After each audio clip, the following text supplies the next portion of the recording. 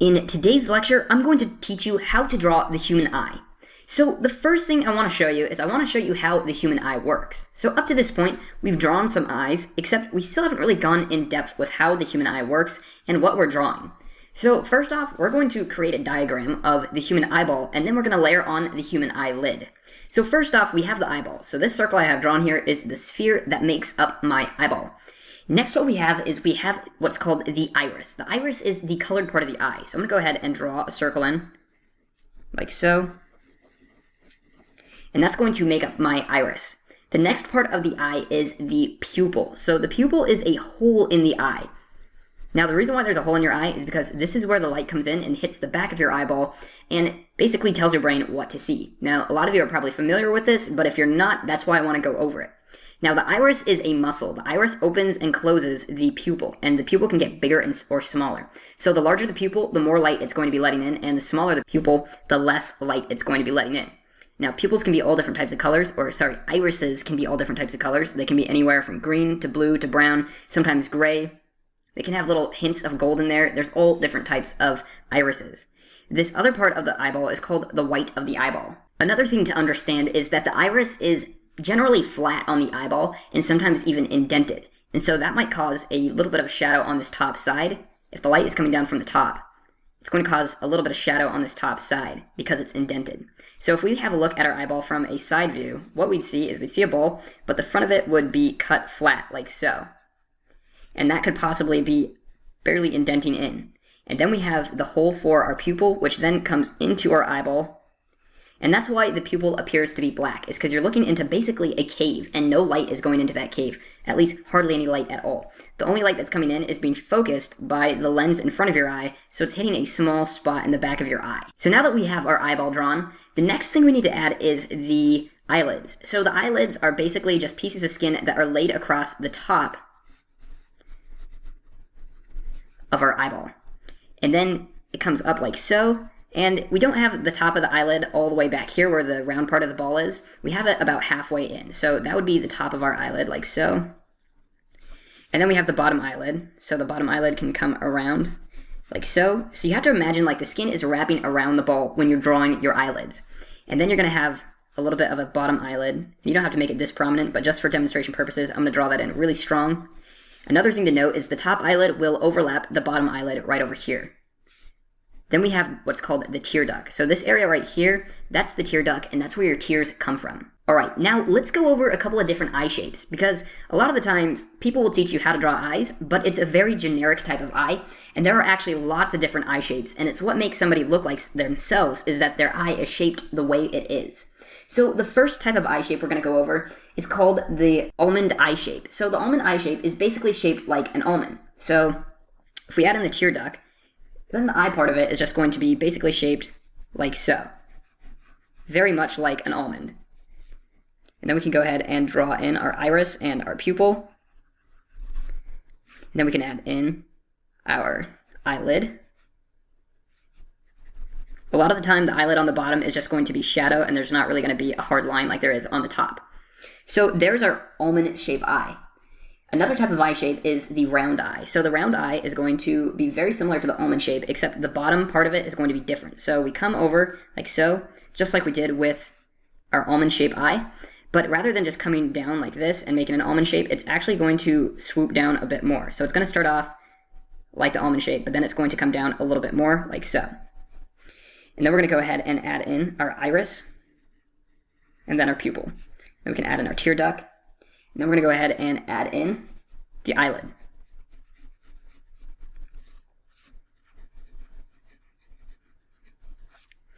Great. And we might add a little bit of this ledge of the eyelid also. Perfect.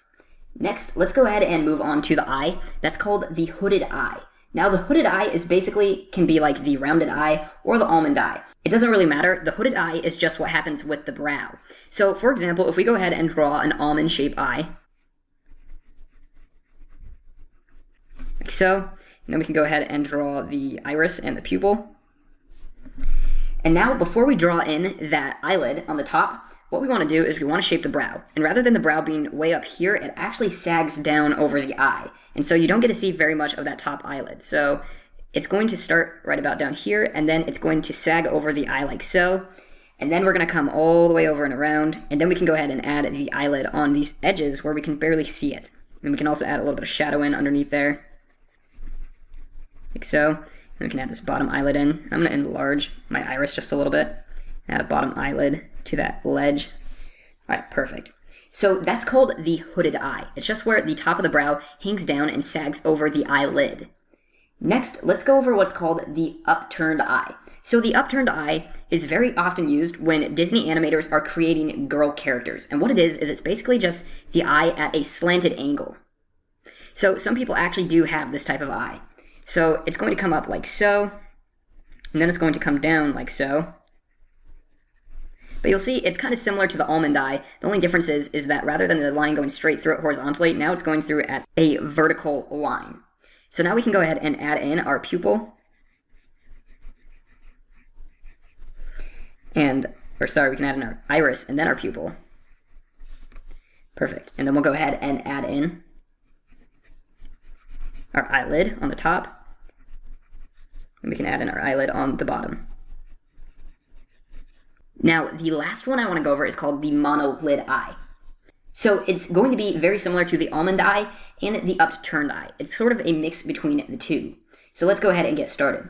So first off, we start off with more of an up line like this, like we did with our almond eye. But then that kind of turns more into our upturned eye. So it comes over like so. And then we're going to come down like this. We'll add our tear duct in. So you'll see the first half of it is very much like our almond eye, but the back half of it is very much like our upturned eye. Then we can go ahead and add in our iris and our pupil. And with this type of eye, the eyelid actually hangs right down over like so, and you don't actually really see any of that eyelid line. All right, great. Now let's go over how to create different expressions with eyes. So first off, let's talk about the placement of the iris. So the iris is a big part in telling your viewer how the person or the character is feeling. So if we go ahead and draw an eye right here,